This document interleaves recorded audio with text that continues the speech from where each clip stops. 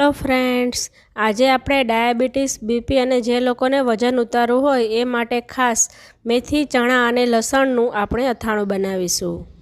આ અથાણું બનાવતી વખતે કઈ વાતનું ધ્યાન રાખવાનું જેથી એ અથાણું 1 વર્ષ સુધી સ્ટોર કરી શકાય એની બધી જ ટિપ્સ હું તમને આ વિડીયોમાં જણાવીશ। ચણા, મેથી અને લસણનું અથાણું બનાવવા માટે સૌપ્રથમ આપણે બધા ઇન્ગ્રીડિયન્ટ્સના માપ જોઈ લઈએ।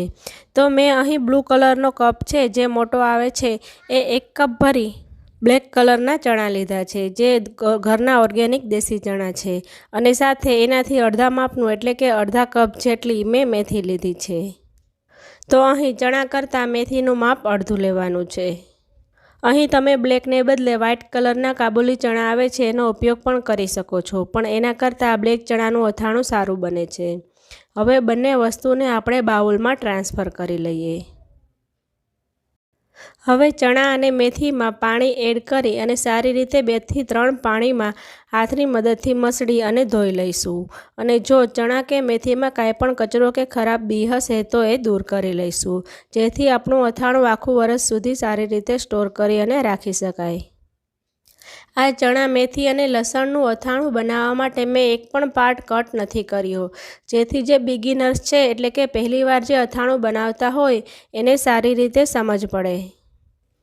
આ અથાણું બનાવવા માટે બધી વસ્તુનું પરફેક્ટ માપ અને કેટલા ટાઈમ સુધી કઈ વસ્તુ રાખવાની છે એ બધું જ હું તમને આ વિડીયોમાં જણાવીશ જેથી તમારું અથાણું સારું અને પરફેક્ટ બને। તો ચણા અને મેથીને સારી રીતે 2 પાણીમાં ધોઈ લીધા છે। તો હવે એમાં જે ફિલ્ટરનું એટલે કે પીવાનું પાણી આવે છે એ આપણે એડ કરવાનું છે અને એ પાણી આપણે ચણાની ક્વોન્ટિટીથી 2 જેટલું ઉપર રહે એટલું એડ કરવાનું છે। તમે વધારે પાણી પણ એડ કરી શકો છો પણ ઓછું પાણી એડ નથી કરવાનું। હવે બંને વસ્તુને સાઈડમાં રાખી દઈશું અને મેં અહીં 2 દેશી કેરી લીધી છે જે ટેસ્ટમાં થોડી ખાટી હોય છે। તમે એને બદલે રાજાપુરી કેરી પણ લઈ શકો છો, પણ ખાટી કેરી અથાણામાં એડ કરવાથી મેથીનો કડવો સ્વાદ છે જે ઓછો લાગશે। તો આ બંને કેરીને સારી રીતે પાણીથી ધોઈ અને લૂછી લીધી હતી। અહીં તમારે અથાણામાં પાણીનું ખાસ ધ્યાન રાખવાનું છે। કોઈ પણ વસ્તુમાં પાણી ના હોવું જોઈએ જેથી અથાણું લાંબા સમય સુધી ખરાબ નહીં થાય। તો કેરીને લૂછ્યા બાદ આ રીતે આપણે એની છાલ દૂર કરી લઈશું। હવે આ કેરીને આપણે ખમણવાની છે। આ બંને કેરીનું વજન લગભગ 300 ગ્રામ જેટલું છે। તો ગાજર અને દૂધી ખમણવા માટેની ખમણી આવે છે એની મદદથી આ કેરીને ખમણી લેવાની છે। આનાથી વધારે ઝીણું ખમણ નથી કરવાનું, નહીતર અથાણામાં એ દેખાશે નહીં અને બધું જ મેશ થઈ જશે। તો આ કેરીનો જ્યાં સુધી ગોઠલીનો ભાગ આવે ત્યાં સુધી બધું ખમણી લેવાનું છે અને ગોઠલી દૂર કરી દેવાની છે। તો તમે જોઈ શકો છો કે મેં બંને કેરીને સરસ ખમણી લીધી છે અને કેરી સાથે થોડી કડક લેવાની છે। જો થોડીક પણ પોચો ભાગ કેરીમાં હોય તો તે દૂર કરી દેવાનો છે। હવે આપણે આ કેરીના છીણને એક મોટા બાઉલમાં ટ્રાન્સફર કરી લઈશું અને ત્યારબાદ એમાં અડધી ચમચી જેટલો આપણે હળદર પાવડર એડ કરી દઈશું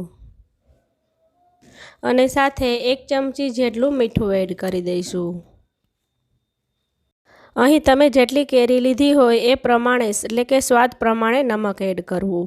હવે બંને વસ્તુને સારી રીતે ચમચીની મદદથી અથવા હાથની મદદથી મિક્સ કરી દઈશું। હળદર અને મીઠાનું કોટિંગ છીણમાં બધે જ થઈ જવું જોઈએ એટલે કેરીની ખટાશને લીધે એમાંથી પાણી છૂટું પડશે। જો તમારી પાસે હળદર મીઠાવાળું કેરીનું પાણી પડ્યું હોય તો તમારે આ પ્રોસેસ કરવાની જરૂર નથી। હવે આને ઢાંકી અને ફ્રીજમાં એને રાખી દેવાનું છે। ચણા, મેથી અને કેરીના છીણને લગભગ 5 થી 6 કલાક સુધી આપણે એને અલગથી રાખી દેવાનું છે એટલે સારી રીતે પલળી જાય અને કેરીમાંથી પણ સરસ પાણી છૂટું પડી જાય। તો તમે જોઈ શકો છો કે ચણા સરસ પલળી ગયા છે અને હજી પણ એની ઉપર પાણી છે, મતલબ એમાં પરફેક્ટ પાણી એડ કર્યું હતું અને હવે આ આપણા મેથી પણ સરસ પલળી ગઈ છે। તો હવે આપણે બધામાંથી પાણી દૂર કરવાનું છે। તો એના માટે સ્ટ્રેનર કે ગરણીની મદદથી આપણે ચણાને ગાળી લઈશું એટલે વધારાનું પાણી નીચે નીકળી જાય। પાણી નિતારી અને ફરીથી ચણાને એ જ બાઉલમાં ટ્રાન્સફર કરી દઈશું અને હવે એ જ રીતે એ જ સ્ટ્રેનરની મદદથી આપણે મેથીને પણ પાણીમાંથી દૂર કરી દઈશું। અને હવે મેથીનું પાણી અલગ થાય છે ત્યાં સુધીમાં આપણે જે કેરી ખમણીને રાખી હતી અને એમાં હળદર મીઠું એડ કર્યું હતું એ લઈ લઈશું. મીઠું એડ કર્યું હોવાને લીધે કેરીમાંથી પાણી છૂટ્યું હશે, તો હાથની મદદથી આ રીતે દબાવી અને એનું પાણી નિતારી દેવાનું છે. તમે આ પ્રોસેસ કોઈપણ કોટનના કપડાની મદદથી પણ કરી શકો છો. પાણી નિતારી અને ત્યારબાદ જે છીણ વધે છે એનો ઉપયોગ આપણે અથાણું બનાવવામાં કરશી. એને જરા પણ ફેંકવાનું નથી. તો બધી 300 ગ્રામ કેરીના છીણને નિતારી અને આટલું પાણી વધ્યું છે. હવે આ ખાટા પાણીમાં આપણે જે મેથીને ડ્રેન કરી અને રાખી હતી એ એડ કરી દેવાની છે અને આ પાણી સાથે મેથીને સારી રીતે મિક્સ કરી દેવાની છે. એટલે જે મેથીની કડવાશ હશે એ દૂર થઈ જશે અને આ ખાટું પાણી છે એ મેથી એબ્ઝોર્બ કરી લેશે, એટલે મેથીનો ટેસ્ટ પણ અથાણામાં સારો આવશે. અહીં આપણે બાઉલમાં હજી થોડું વધારે પાણી એડ કરશું, એટલે બધી જ મેથી આ ખાટા પાણીમાં સારી રીતે પલળી જાય. હવે આ મેથીવાળા બાઉલને ઢાંકી અને સાઈડમાં 1 કલાક સુધી આપણે પલળવા માટે રાખી દઈશું. અને હવે એક કોટનનું કપડું લઈશું અથવા તો કિચન ટોવેલને આ રીતે પાથરી અને એના ઉપર જે ચણા આપણે નિતારીને રાખ્યા હતા એ સ્પ્રેડ કરી દઈશું. આ ચણાને સૂકવવા માટે આપણે એક રૂમમાં પંખા નીચે રાખવાના છે, પણ પંખો ચાલુ નથી કરવાનો. એને નેચરલ હવાથી જ સુકાવા દેવાના છે. તડકે અને પંખા નીચે આપણે એને નથી સૂકવવાના. જ્યાં છાંયો આવતો હોય અને થોડી બહારની હવા આવતી હોય ત્યાં એને સૂકવવાના છે. જો તમે પંખા નીચે આ ચણાને સૂકવશો તો એ થોડા ચવળ થઈ જશે અને ખાવામાં થોડા કડક લાગશે.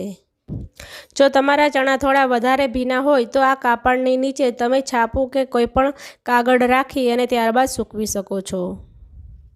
હવે કેરીના ખાટા પાણીમાં મેથીને પલળતા 1 કલાક જેવો ટાઈમ થઈ ગયો છે. તો હવે આપણી મેથી સારી રીતે પલળી ગઈ હશે અને એમાંથી કડવાશ પણ આ પાણી દ્વારા દૂર થઈ ગઈ હશે. તો હવે ફરીથી એને સ્ટ્રેન કરી લઈશું અને મેથીમાંથી બધું જ પાણી દૂર થતાં થોડી વાર લાગશે, માટે એને 5 થી 10 મિનિટ માટે આમણમ રહેવા દઈશું.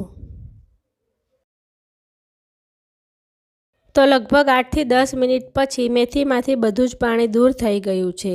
તો હવે આ મેથીને પણ જેમ આપણે ચણાને કોટનના કપડામાં સ્પ્રેડ કરી અને સૂકવ્યા એ જ રીતે મેથીને પણ કપડું પાથરી અને એના ઉપર સ્પ્રેડ કરી દઈશું. એને પણ પંખા નીચે કે તડકે સૂકવવાની કોઈ જરૂર નથી. ચણાની બાજુમાં હાથથી આ રીતે ફેલાવી અને એને સૂકવી દઈશું. તો ચણાને સુકાતા 1 કલાક જેવો ટાઈમ થઈ ગયો છે. તો હવે મેથી અને ચણાને હજી 2 કલાક માટે એને સુકાવા દેવાના છે. એટલે ટોટલ ચણાને 3 કલાક અને મેથીને 2 કલાક માટે સુકાવા દેવાના છે. જો મેથી તમારી વધારે ભીની લાગતી હોય તો મેથીને આ રીતે સુકવ્યા બાદ એની ઉપર એક બીજું કપડું પણ ઢાંકી દેવાનું અને ત્યારબાદ હાથની મદદથી થોડું પ્રેસ કરી લેવાનું. એટલે જે મેથી ભીની હશે એનું પાણી એ ઉપરના કપડામાં આવી જશે અને મેથી જલ્દીથી સુકાઈ જશે.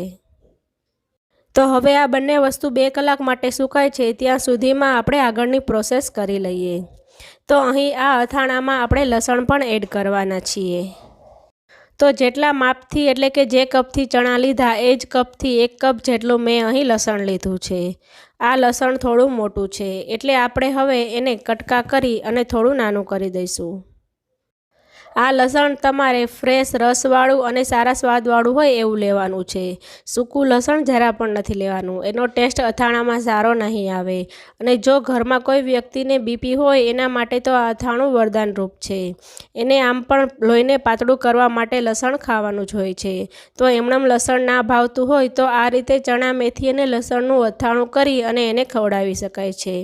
અને સાથે જ આમાં ચણા હોવાથી બાળકો પણ આ અથાણું હોશે હોશે ખાશે. આપણા લસણના પીસ થાય છે ત્યાં સુધીમાં આપણે બાજુમાં ગેસની ફ્લેમ ચાલુ કરી અને સ્ટીલની કોઈપણ કડાઈમાં તેલને ગરમ કરવા માટે રાખી દઈશું. તો આપણે જે માપથી ચણા અને લસણ લીધું છે 1 કપ ભરી અને સાથે મેથી લીધી છે અડધો કપ, એ અડધો કપ જેટલું વધારે તેલ એડ કરી દઈશું. એટલે ટોટલ 1.5 કપ જેટલું આપણે તેલ એડ કરવાનું છે. અથાણામાં તેલનું માપ પરફેક્ટ છે. પણ જો તમે વધુ તેલ ખાતા હોય તો હજી વધારે અડધો કપ જેટલું તેલ એડ કરી શકાય, એટલે ટોટલ તમારે 2 કપ જેટલું તેલ એડ કરવાનું અને એને મીડિયમ ગેસની ફ્લેમ પર ગરમ થવા દેવાનું। અહીં મારે બધા જ લસણની મોટી કળી હતી એને પીસમાં કટ કરી લીધી છે અને આપણે તેલમાંથી વરાળ નીકળે એટલે કે થોડું ગરમ લાગે ત્યારબાદ ગેસની ફ્લેમ બંધ કરી દઈશું અને તેલને આપણે નીચે ઉતારી લઈશું। અને હવે આ ગરમ તેલમાં આપણે લસણની કળી જે કટ કરીને રાખી હતી એને એડ કરી દઈશું। તેલ આપણું ગરમ છે એટલે લસણની કળી એડ કરતાની સાથે જ ફૂટવા લાગશે, માટે થોડું સંભાળીને એડ કરવું। હવે આપણે ચમચી કે ચમચાની મદદથી ચલાવતા જઈ અને 5 મિનિટ માટે આપણે એને ફ્રાય કરી લઈશું, એટલે લસણનો જે થોડો કાચો સ્વાદ હશે એ જતો રહેશે। તમે એમનેમ પણ લસણ ડાયરેક્ટ અથાણામાં છેલ્લે મિક્સ કરતી સમયે એડ કરી શકો છો, પણ આ રીતે લસણ એડ કરવાથી તે જરા પણ કાચું નહીં લાગે। તો તેલ અને કઢાઈ બંને ગરમ છે, માટે એને 2 થી 5 મિનિટ માટે આ રીતે ચલાવતા જઈ અને લસણને સારી રીતે ફ્રાય કરી લઈશું। લસણને આમાંથી દૂર નથી કરવાનું, એમનેમ જ કઢાઈ રાખવાની છે। તમે આ અથાણામાં લસણની ક્વોન્ટિટી વધુ કે ઓછી કરી શકો છો, પણ એ લસણને સ્કીપ જરા પણ નથી કરવાનું। તો લગભગ 2 કલાક પછી હવે આપણી મેથી પણ સરસ કોરી થઈ ગઈ છે, એટલે કે એક એક દાણો એનો છૂટો પડી ગયો છે અને જે ઓલું પહેલાં કપડું પાથર્યું હતું એ ભીનું થઈ ગયું હતું, એટલે મેં વચ્ચે આ કાપડને ચેન્જ કરી લીધું હતું। હવે બધી જ મેથીને આપણે ભેગી કરી લેવાની છે અને એક બાઉલમાં ટ્રાન્સફર કરી લેવાની છે। એવી જ રીતે બધા ચણા પણ સરસ ડ્રાય થઈ ગયા છે। આ બંને વસ્તુને સાવ ડ્રાય થવા દેવાની છે, જેને અડધા જરા પણ ભીનાશ ન લાગે એ રીતે। જો થોડું પણ ભીનું હશે તો અથાણું તમારું લાંબો સમય સુધી નહીં રાખી શકો। તો આ બંને વસ્તુને મેં બાઉલમાં ટ્રાન્સફર કરી લીધા છે। હવે જે આપણું તેલ અને લસણ હતું એ સાવ ઠંડુ થઈ ગયું છે। સાવ ઠંડુ થઈ જાય ત્યારબાદ જ એમાં 1 કપ જેટલો તૈયાર આચાર મસાલો આવે છે તે એડ કરવાનો છે। અહીં તેલ જરા પણ ગરમ ના હોવું જોઈએ, એટલે જ આપણે તેલને પહેલાં ગરમ કરી અને સાઈડમાં 1 કલાક માટે રાખી દીધું હતું। હવે આ મસાલો એડ કર્યા બાદ સારી રીતે મિક્સ કરી લઈશું। અહીં મેં 1 કપ ચણા, 1 કપ લસણ અને અડધો કપ મેથીની સામે 1 કપ જેટલો આચાર મસાલો લીધો છે। 1 કપ જેટલા આચાર મસાલાનું માપ આ અથાણામાં પરફેક્ટ છે। જો તમે એનાથી વધારે લેશો તો અથાણું થોડું ખારું થઈ જશે, કેમ કે આચાર મસાલામાં મીઠાનું પ્રમાણ વધારે હોય છે। હવે જે આપણે કેરીમાંથી રસ કાઢી અને ખમણ રાખ્યું હતું તેને પણ આ મસાલામાં એડ કરી દઈશું અને સારી રીતે મિક્સ કરી દઈશું। જો તમારે તૈયાર પેકેટનો મસાલો ના વાપરવો હોય તો તમે ઘરે પણ બનાવી શકો છો।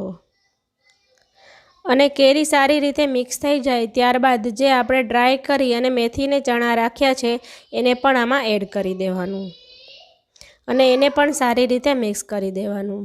હવે બધી જ વસ્તુને સારી રીતે મિક્સ કરી અને આ વાસણને ઢાંકી અને 1 દિવસ માટે એમનેમ રાખી દેવાનું છે। પણ એ પહેલાં તમે અથાણાને ટેસ્ટ કરી અને જો એમાં મીઠું ઓછું લાગતું હોય તો મીઠું એડ કરી શકો છો અને જો વધારે લાગતું હોય તો થોડા ગોળને સુધારી અને આમાં એડ કરી દેવો। હું તમને ગેરંટી સાથે કહું છું કે આ અથાણું જરા પણ કડવું નહીં થયું હોય, ઘરમાં રહેલા નાના મોટા બધાને ખૂબ જ ભાવશે।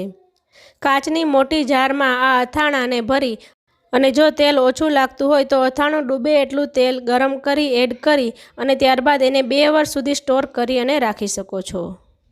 તમારે એને ફ્રીજમાં રાખવાની જરા પણ જરૂર નથી। તો ફ્રેન્ડ્સ, તમને મારા આ ચણા, મેથી અને લસણના અથાણાની રેસીપી ગમી હોય તો વિડીયોને 1 લાઇક જરૂરથી કરજો અને સાથે જ તમારા ફ્રેન્ડ્સ